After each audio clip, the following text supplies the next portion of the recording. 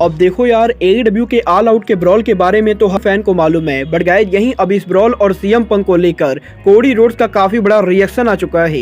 AEW में thunder रोजा के रिटर्न स्टेटस को लेकर बैक स्टेज से काफी बड़ी अपडेट आ चुकी है। AEW में जेड कारगिल के फ्यूचर अपोनेंट को लेकर जेड कारगिल ने उनके लेटेस्ट इंटरव्यू में बात की गई। AEW के एल प्लासो में डायनामाइट शो को लेकर कोनन AEW कंपनी पर काफी ज्यादा भड़क चुके हैं। AEW कंपनी के लाइव शो प्लान को लेकर जेफ जैरेट ने काफी बड़ा खुलासा कर दिया है।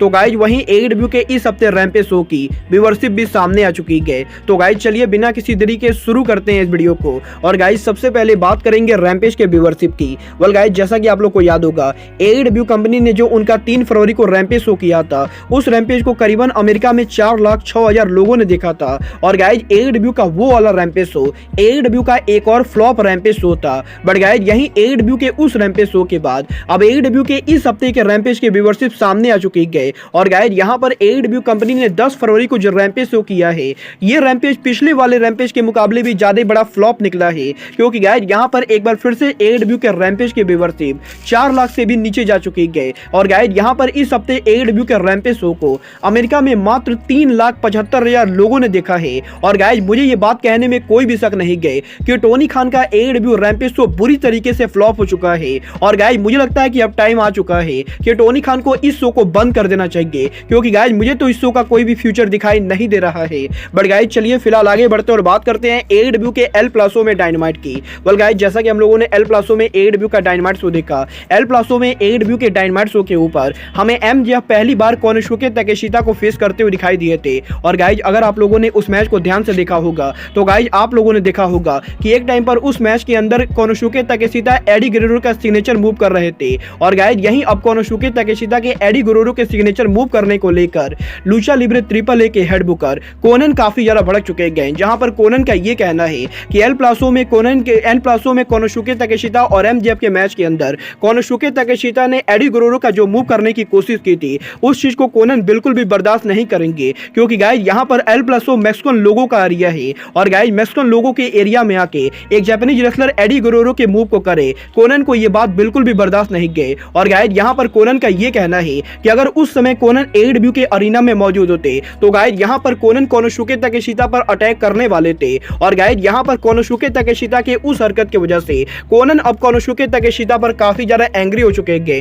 वेल गाइज यहां पर कोनन कौन सी नशा करके ये सभी फालतू बातें सोचते गए, मुझे तो बिल्कुल भी समझ में नहीं आती गए। बट गाइज जहां तक बात रही AEW के मैक्सिकन रेसलर्स की, तो गाइज यहीं अभी इस हफ्ते AEW की फॉर्मर वुमेन चैंपियन थंडर रोजा के AEW में इन रिंग रिटर्न को लेकर काफी बड़ी अपडेट आ चुकी है। वेल गाइज ये बात तो मैंने आप लोग को ऑलरेडी बताया है कि एल प्लासो में AEW डायनामाइट के बैक स्टेज एरिया के ऊपर AEW की फॉर्मर वुमेन चैंपियन थंडर रोजा मौजूद थी। बट गाइज जहां तक बात रही थंडर रोजा के AEW में इन रिंग रिटर्न की, तो गाइज यहीं अब AEW के बैक स्टेज से रिपोर्ट आ रही है कि थंडर रोजा अब भी AEW में कम्पीट करने के लिए मेडिकल तौर पर क्लियर नहीं गए। और गाइज इसीलिए एल प्लासो में AEW के डायनामाइट शो के ऊपर थंडर रोजा AEW के स्पेनिश कमेंट्री टीम के ऊपर स्पेनिश में कमेंट्री कर रही थी। और गाइज इसीलिए जब तक AEW के अंदर थंडर रोजा कम्पीट करने के लिए मेडिकल तौर पर पूरी तरह से क्लियर नहीं होती गए, तब तक थंडर रोजा AEW के अंदर स्पेनिश कमेंट्री टीम पर हमें कमेंट्री करते हुए दिखाई देंगी। वेल गाइज देखना बहुत ही दिलचस्प होगा कि थंडर रोजा AEW पर उनका रिटर्न कब और कैसे करते गए। बट गाइज जहां तक बात रही AEW के वुमेन डिवीजन की,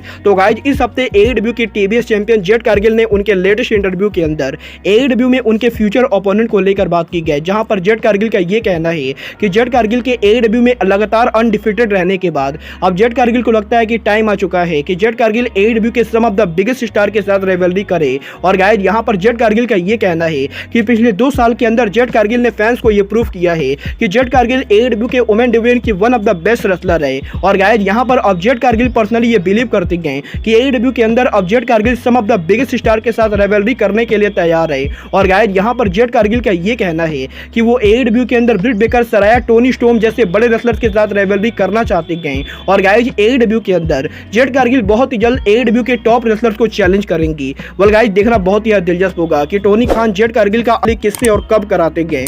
पर गाइस जहां तक बात रही टोनी खान की, तो गाइस जैसा कि आप लोगों को मालूम है, टोनी खान ने इस चीज को ऑफिशियली कंफर्म किया है कि एईडब्ल्यू कंपनी फाइनली 2023 के अंदर डब्ल्यूडब्ल्यूई की तरह उनके लाइव इवेंट को शुरू करने वाली है, जहां पर एईडब्ल्यू कंपनी का पहला लाइव इवेंट एईडब्ल्यू कंपनी 18 मार्च को करेगी। बट गाइस यहीं अब एईडब्ल्यू के लाइव इवेंट के executive vice president Jeff Jarrett ने उनके लेटेस्ट इंटरव्यू के अंदर एईडब्ल्यू के लाइव इवेंट प्लान को लेकर बात की है, जहां पर जेफ जैरेट का यह कहना है कि पिछले कुछ सालों के अंदर डब्ल्यूडब्ल्यूई ने उनके लाइव इवेंट को बहुत ही ज्यादा कम किया है। और गाइस क्योंकि डब्ल्यूडब्ल्यूई के लाइव इवेंट के ऊपर डब्ल्यूडब्ल्यूई के शो पर बहुत ही कम क्राउड आती है, तो गाइस इसीलिए डब्ल्यूडब्ल्यूई ने उनके लाइव इवेंट के नंबर को घटा दिया है। और गाइस यहां पर अब जेफ जैरेट को पर्सनली ये लगता है कि ये टाइम वो परफेक्ट टाइम है जब एईडब्ल्यू कंपनी उन एरियाज के अंदर उनके शो को करे जिन एरियाज के अंदर ना तो एईडब्ल्यू के शो होते हैं ना ही डब्ल्यूडब्ल्यूई के शो। और गाइस यहां पर जेफ जैरेट एईडब्ल्यू के अंदर एईडब्ल्यू के लाइव इवेंट को लेकर ऑलरेडी बहुत सारी प्लानिंग कर चुके हैं। और गाइस यहां पर जेफ जैरेट का ये कहना है कि एईडब्ल्यू कंपनी आने वाले कुछ महीनों के अंदर पहले 2 से 3 ही लाइव इवेंट करेगी। और गाइस यहां पर एईडब्ल्यू कंपनी फैंस का रिएक्शन देखना चाहती है कि एईडब्ल्यू के लाइव इवेंट को लेकर फैंस का कैसा रिएक्शन होता है। और गाइस एईडब्ल्यू के लाइव इवेंट के ऊपर एईडब्ल्यू कंपनी कितने टिकट को सेल कर पाती है। और गाइस अगर एईडब्ल्यू का लाइव इवेंट सक्सेसफुल रहता है तो गाइस एईडब्ल्यू कंपनी एक हफ्तों के अंदर 2 से 3 तक लाइव इवेंट कर सकती है। और गाइस यहां पर जेफ जैरेट का ये कहना है कि क्योंकि एईडब्ल्यू का डायनामाइट शो सिर्फ हफ्ते में एक दिन होता है, तो गाइस इसीलिए वेडनेसडे नाइट के बाद AEW company Thursday night, Friday night, Saturday night और संडे नाइट इन चारों दिन के अंदर कभी भी उनके लाइव इवेंट को कर सकती है। और गाइस अगर एईडब्ल्यू के लाइव इवेंट का प्लान सही जाता है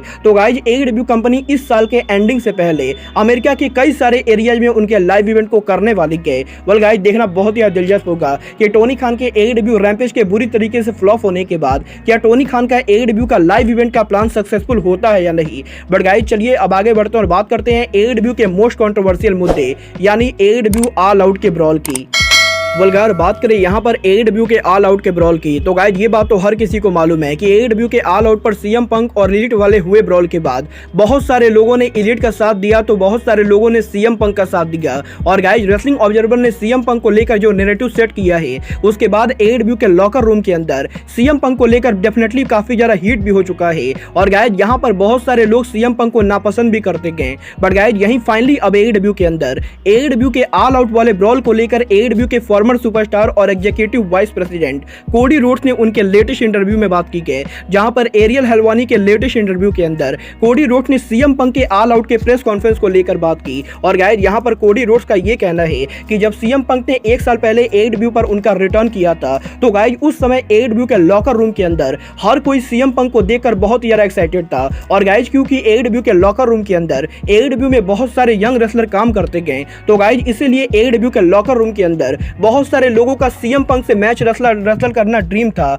बट गाइस यहां पर एईडब्ल्यू के ऑल आउट के प्रेस कॉन्फ्रेंस के ऊपर सीएम पंक के एईडब्ल्यू में चैंपियन बनने के बाद सीएम पंक ने जो बातें कही थी कोडी रोड्स को वो बातें बिल्कुल भी सही नहीं लगी गई। और गाइस यहां पर कोडी रोड्स का ये कहना है कि कोडी रोड्स एईडब्ल्यू के ऑल आउट के ब्रॉल के अंदर ना तो एलीट का सपोर्ट करेंगे और ना ही सीएम पंक का, क्योंकि गाइस यहां पर कोडी रोड्स पर्सनली उस ब्रॉल के समय वहां मौजूद नहीं थे। और गाइस इसीलिए कोडी को ये बात तो नहीं मालूम है कि ओरिजिनली उस ब्रॉल के अंदर एलीट और सीएम पंक में से किसकी गलती थी। बट गाइस यहां पर कोडी रोड्स ये बात डेफिनेटली कहना चाहेंगे कि एईडब्ल्यू ऑल आउट के प्रेस कॉन्फ्रेंस में सीएम पंक ने जिस तरीके से बिहेव किया था उसकी वजह से एईडब्ल्यू कंपनी की इमेज काफी ज्यादा डैमेज हो चुकी है। और गाइस यहां पर सीएम पंक ने प्रेस कॉन्फ्रेंस में जो हरकत की थी उसकी वजह से टोनी खान को काफी सारे बैकलैशेस सहने पड़े गए। और गाइस यहां पर कोडी रोड्स को लगता है कि 2019 में एईडब्ल्यू कंपनी ने जिस विजन के साथ उनके कंपनी को शुरू किया था एईडब्ल्यू के कुछ रेसलर उस विजन को भुलाने की कोशिश कर रहे गए। और गाइस यहां पर एईडब्ल्यू कंपनी जो अल्टरनेटिव बनकर आना चाहती थी कुछ रेसलर उस चीज का गलत फायदा उठा रहे गए।